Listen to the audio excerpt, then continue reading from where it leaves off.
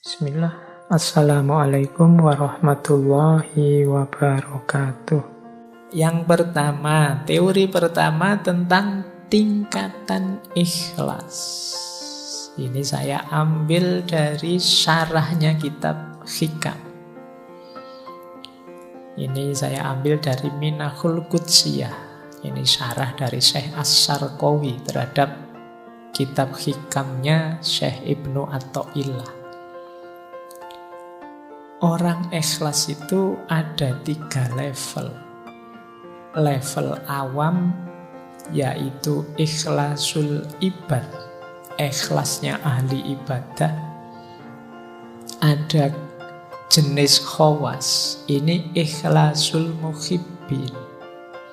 Dan ada istimewa, khawasul khawas, ikhlasul arifin. Jadi level ibad ini level ahli ibadah. Ini pun sudah luar biasa. Ikhlasul ibad itu ketika orang beribadah pada Allah tidak riya sama sekali, tujuannya memang Allah saja, ingin dapat pahala, ingin selamat dari siksa. Ini juga sudah ikhlas. Jadi kalau ada yang tanya, Pak, kalau saya ibadah lillahi ta'ala tapi ingin dapat surga, tidak ingin masuk neraka, apa masih disebut ikhlas? Masih. Ini level ikhlasul ibad. Jadi tidak apa-apa, kalian jangan pesimis. Kan kadang-kadang ada yang bilang, saya melampaui surga neraka langsung Allah saja.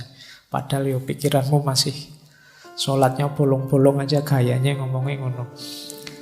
Nah, level ikhlasul ibad itu tidak apa-apa kamu menuju ingin selamat di akhirat, ingin menghindari neraka, yang penting tidak riya.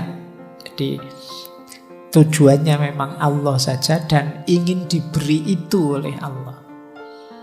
Itu tetap masuk kategori ikhlas.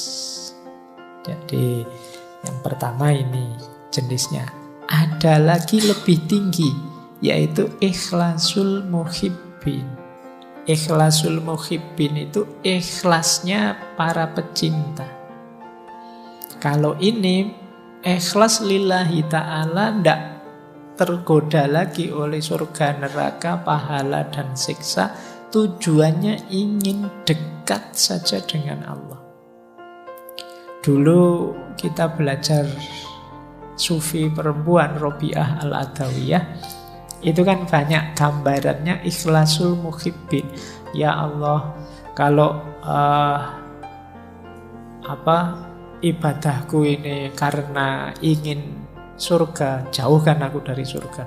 Kalau aku ibadahku karena takut neraka, masukkan aku ke neraka. Karena dia tidak fokus ke situ, fokusnya ke Allah saja. Jadi ingin dekat dan selalu bersama, ingin mengagungkan Allah. Ini levelnya mahabbah. Ini sudah luar biasa. Makanya disebut khawas. Itu pun ada yang lebih tinggi ternyata, ikhlasul arifin. Kalau ikhlasul arifin ini tidak lagi ada pemahaman aku dan engkau. Kalau masih aku mencintaimu, itu kan masih ada aku, masih ada engkau.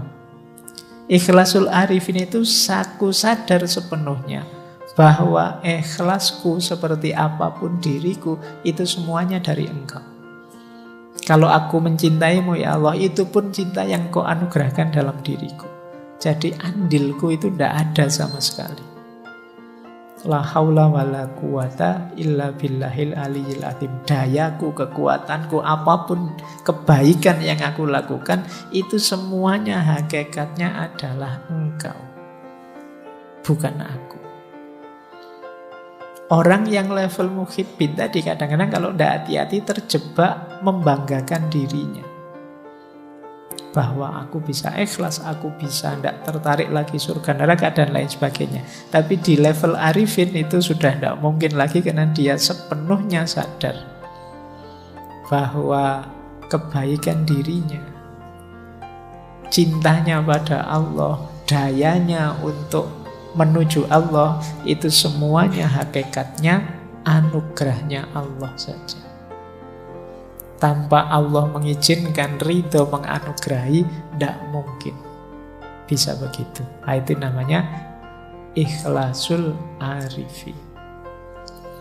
Nah, ini jenjang-jenjangnya. Jadi silakan teman-teman nanti muhasabah ya, sudah punya jenis ikhlas yang mana dalam diri kita. Yang pertama pun tidak apa-apa, itu juga termasuk ikhlas. Jadi sudah lillahi ta'ala. Paling tidak yang pertama itu tidak ada target-target duniawi. Jadi tidak riya, tidak ada target-target yang selain Allah. Targetnya ukhrawi.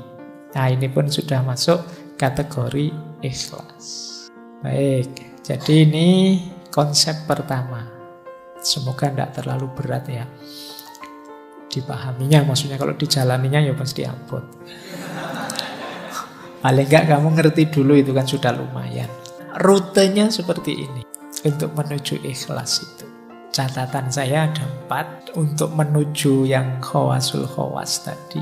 Yang pertama memang untuk kita bisa sepenuhnya lillahi ta'ala itu harus bersih. Tadi kan definisinya bersih.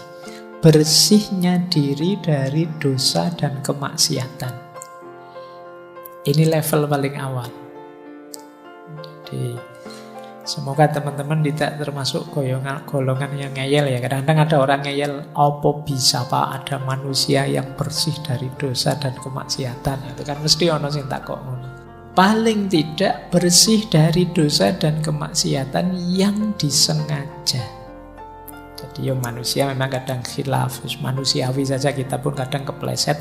Tapi semoga bukan memang secara sengaja ngerti dosa ditabrak saja, ngerti maksiat ditabrak saja. Kamu tahu kalau lihat gambar yang kayak gitu itu dosa, tapi eman-eman ya Pak, terus ya wis.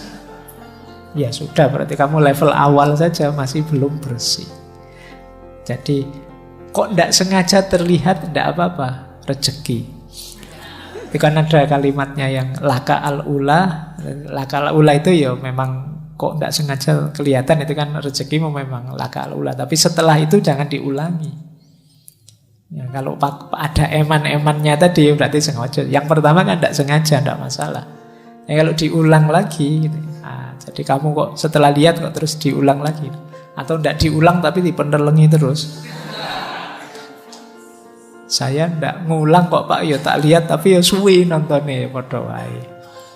Ya, jadi kamu kan logikamu kan begitu, eman-eman Pak, nanti kalau dosa ya tobat lagi lah Pak. Berarti di level awal kamu belum lulus, belum bersih. Jadi khilaf melakukan dosa manusiawi, tapi usahakan tidak secara sengaja kamu memasukkan dirimu ke ranah dosa dan kemaksiatan. Ini level paling awal loh ya. Kalau ini saja kamu berat ya, naiknya agak panjang nanti prosesnya. Paling tidak berusahalah. Karena kuasanya manusia itu terbatas. Insya Allah kalau usahamu sungguh-sungguh, Allah ridho dan berkenan, nanti Allah yang menolongmu. Sehingga kamu naik kelasnya lebih cepat. Tapi kalau kamu malas, kamu memang secara sengaja tidak ingin memperbaiki diri, naik level itu, ya Allah tidak akan datang. Ana inda dzanni abdi bi. Jadi yuk dinawaitui saja dan diikhtiari semampunya. Insya Allah kalau memang sungguh-sungguh Allah ridho, Allah akan hadir membantu kita, menaikkan makom kita, memberi akhwal yang cocok untuk kita. Kalau sudah lulus di level pertama, kita bisa naik ke level kedua, bersih dari segala keterikatan duniawi. Jadi, kalau ini lebih berat lagi. Di sini mungkin banyak hal yang halal, banyak hal yang mungkin boleh saja, bisa saja. Tapi jangan sampai kita terikat. Terikat itu tergantung dengan itu. Pak, segalanya kan perlu uang Pak, ini namanya terikat sudah. Saya ada uang, alhamdulillah. Tidak ada uang, ya tidak apa-apa, nyari jalan yang lain. Emangnya kalau tidak ada uang saya tidak bisa makan? Teman banyak kok. Misalnya, ini namanya kan tidak tergantung uang. Tapi sama teman juga jangan tergantung. Jadi kalau tergantung ya sama, dari satu keterikatan ke keterikatan yang lain. Jadi ayo kita lepaskan diri dari tidak tergantung. Itu bukan berarti dibuang loh ya. Tidak tergantung itu tidak mempengaruhi kondisi kita, keimanan kita, keistiqomahan kita dalam kebaikan. Ini namanya tidak tergantung. Makanya ada ayat yang bilang bahkan amwalukum wa auladukum fitnah. Hartamu, anak-anakmu bisa jadi fitnah. Kalau itu membuatmu melekat, tergantung, sehingga engkau berjarak dari Allah, sehingga engkau terhijab dari Allah.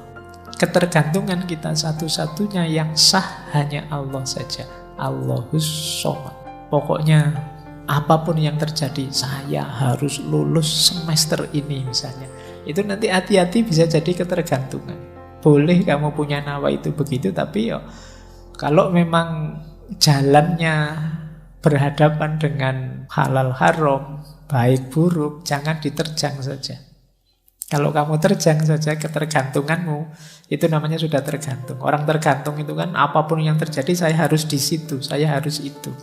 Tidak peduli halal, tidak peduli haram, tabrak saja. Yang penting calonku jadi. Meskipun aku bikin hokkah, bikin anukah, ini sebenarnya nama dari ketergantungan. Kamu memaksakan diri harus itu namanya ketergantungan. Pokoknya harus orang ini yang jadi presiden, atau harus calon ini. Ini sama, cara berpikir melekat, ketergantungan. Tapi kan orangnya memang baik, iya tidak masalah. Kamu mendukung dia atau membela dia, tidak apa-apa. Tapi jangan sampai ke level ketergantungan. Harus dia, apalagi sampai kamu halalkan segala cara. Ini level 2. Level 3, ini agak berat lagi. Bersihnya diri dari ego kita sendiri. Jadi dari aku tadi. Aku yang pinter, aku yang ngerti, aku yang hebat, aku yang bisa ini, aku yang bisa itu. Keinginanku ini, keinginanku itu, cita-citaku ini, cita-citaku itu. Ini aku, ini agak berat perangnya. Makanya levelnya atas itu, level 3. Perang paling berat itu perang melawan diri kita sendiri. Melepaskan diri dari ketergantungan di luar diri lebih mudah daripada ketergantungan pada ego kita sendiri. Ini juga harus ditaklukkan. Kalau yang nomor 3 sudah takluk, insya Allah kita cepat segera masuk ke yang nomor 4. Allah saja satu-satunya yang jadi fokus perhatian kita. Baik, ini diingat-ingat ya rutenya 4 ini. Saya lanjutkan, malam ini materinya agak banyak. Kalau masih belum tertangkap, diulang lagi boleh. Direnungi setiap slide-nya. Nah ini materi panjang, harus saya ringkas. Nah, ikhlas itu karakternya adalah tersembunyi. Hanya yang ngalami dan Allah yang tahu dia ikhlas atau tidak. Maka kita tidak bisa memberi label orang, nuduh orang dia tidak ikhlas atau wah dia sudah ikhlas. Jadi ini salah satu cirinya ikhlas. Jadi ikhlas itu dimensi balik rahasia. Kata Syekh Junaid Al-Baghdadi, ikhlas adalah rahasia antara Allah dan hambanya. Tidak ada malaikat yang tahu dan bisa mencatatnya. Tidak ada setan yang tahu dan bisa merusaknya. Tidak ada hawa nafsu yang tahu lalu memalingkannya, membengkokkannya. Malaikat mencatat amal yang kelihatan dicatat. Tapi niat, motif dalam hati kita ikhlas atau tidak, hanya Allah yang tahu. Nah ini kata Syekh Junaid Al-Baghdadi. Jadi dia memang sangat rahasia. Orang itu bisa kelihatan sangat ikhlas padahal tidak. Misalnya, wah Pak Faiz itu ikhlas sekali ya ngaji tiap malam Kemis, tidak pingin apa-apa. Itu kan kamu melihatnya begitu, tidak pingin terkenal, tidak pingin kata siapa. kan? Kamu kan tidak bisa menilai hanya wah, dari kelihatan luarnya. Kalau urusan ikhlas, jadi hanya kalau tentang saya ya hanya saya dan Allah yang tahu. Ya untunglah Allah itu sayang sekali sama kita ya. Aib-aib kita itu tidak dibongkar mentah-mentahan kayak kalian bongkar aibnya musuhmu di medsos-medsos itu. Kalau Allah sebaper itu habis kalian. Jadi kamu mungkin tidak berani keluar rumah sudah. Baik, jadi ikhlas itu berarti tersembunyi. Maka dia tidak bisa jadi komoditas kebencianmu atau kecintaanmu pada seseorang. Pilihlah tokoh ini orang ini paling ikhlas loh dia itu. Ya dari mana melihatnya? Karena ikhlas atau tidak, hanya Allah dan yang bersangkutan yang tahu. Jadi ini karakter pertama dari keikhlasan. Dia tersembunyi. Kedua, ikhlas itu kalau ini saya ambil dari Syekh Imam Haris Al-Muhasibi. Diingat-ingat ikhlas itu tidak untuk yang mubah, yang makruh atau yang haram. Pak saya itu bohong tapi saya ikhlas kok Pak. Nggak iso. Haram ya nggak ada hubungannya sama ikhlas. Saya tahu yang saya lakukan ini tidak boleh Pak, tapi saya dengan tulus melakukannya. Ikhlas Pak, enggak. Jadi kata Imam Haris Al-Muhasibi, perbuatan mubah yang tidak diniati mendekatkan diri pada Allah, ini maksudnya misalnya minum, makan, itu kan mubah. Tidak ada hubung, Pak saya makannya ikhlas sekali loh Pak. Kecuali kamu ada niat yang kamu hubungkan dengan Allah. Pak saya makan ini Pak, biar kuat ibadah Pak. Nah, maka nawa itu saya makan biar kuat ibadah lillahi ta'ala. Kalau ini bisa. Tapi kalau tidak kamu niati untuk mendekatkan diri pada Allah, ya tidak ada hubungannya dengan ikhlas tidak ikhlas. Perbuatan makruh dan haram tidak mungkin dilakukan dengan ikhlas. Misalnya kata Syekh Haris, membangun rumah untuk kenyamanan diri, memandang sesuatu yang haram dengan dalih ciptaannya Allah. Kadang-kadang yang kamu lihat-lihat di HP tadi kan loh, yang tak contohkan tadi, wah ini kan ciptaannya Allah Pak, indah sekali Pak, luar biasa. Saya melihatnya mengagumi kebesaran Allah Bapak. Itu enggak. Kata Imam Haris enggak, dimarahi kalian kalau pakai argumen itu oleh Imam Haris Al-Muhasibi. Jangan sebut-sebut ikhlas dalam perbuatan itu, karena sedikit pun tidak mendekatkan dirimu kepada Allah. Jadi ini catatan. Jadi yang tadi ikhlas itu pasti tersembunyi, kemudian ikhlas itu tidak dalam yang mubah, yang memang dalam status kemubahannya, yang makruh dan juga yang haram. Jadi tidak boleh perbuatan haram kamu cari argumen dengan sudut pandang yang berbeda biar dia jadi halal atau ikhlas lillahi ta'ala. Pak saya nyogok ini biar orang jahat-jahat yang mau nyogok itu tidak jadi masuk, biar saya saja yang masuk, saya kan orang baik misalnya. Nah ini tidak haram, itu ya tidak bisa kita ambil perspektif apapun karena zat perbuatannya sudah haram. Kalau yang mubah tadi bisa. Mubah itu diniati untuk kebaikan lillahi ta'ala masih bisa. Tapi kalau yang haram tidak bisa. Baik, jadi ini karakter kedua. Jadi ikhlas itu tidak untuk yang makruh, yang haram dan mubah yang tidak diniati untuk mendekatkan diri pada Allah.